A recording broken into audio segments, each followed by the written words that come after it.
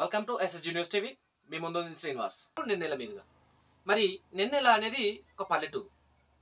ఆ ట్రాన్స్పోర్టింగ్ అంతా కూడా నెల్లల మీదుగానే సాగుతూ ఉంటుంది. చూడండి ట్రాక్టర్లు ఎట్లున్నాయో. ట్రాక్టర్ల లాగా కాకుండా కార్ల లాగా రయ్యి మనం దూసుకొచ్చేస్తుంది. 13 సంవత్సరాల అబ్బాయి బైక్ నడిపిస్తున్నాడు. చూడండి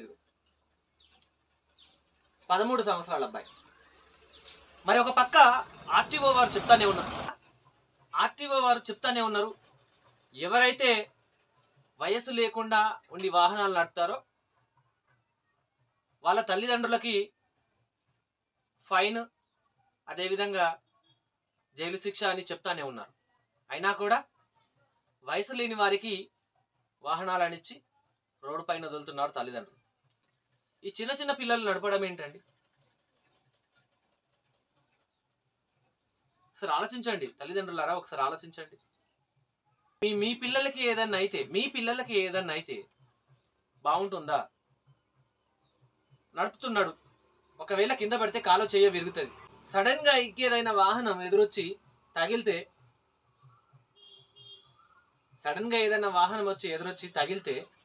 కాళ్ళు అందవు కాబట్టి మన బ్రేకింగ్ సిస్టము పనిచేయదు, దృఢత్వం ఉండదు కాబట్టి బండిని ఆపుకోలేరు. మరి సమస్య ఎవరికి వస్తుంది? సమస్య మీకే కదా, తల్లిదండ్రులకే కదా. అయినా కూడా మీరు పట్టించుకోకుండా మా పిల్లవాడు బండి నడుపుతున్నాడు అని చెప్పేసి సంతోషపడుతున్నట్టు కనబడతా ఉంది. ఒకవేళ పడితే గనక పిల్లల పరిస్థితి ఏంటి? వాళ్ళని చూసుకోవాల్సింది మళ్ళీ మీరే కదా. ఎందుకు ఇంత నిర్లక్ష్యంగా వ్యవహరిస్తున్నారు పోలీసు వారు కానీ, ఇటు ట్రాఫిక్ వారు కానీ? మరి ఎంత పకడ్బందీగా పనిచేసినా వాళ్ళ పకడ్బందీ కూడా ఇక్కడ వృధానే కనబడతా ఉన్నది. మరి ఇకనైనా మానుకోండి ఇలాంటివి అని చెప్పేసి వారు చెప్తున్నా మనం వినకపోవడం సాధారణ వ్యక్తుల తప్పే అని చెప్పేసి వాళ్ళు చెప్తా ఉన్నారు.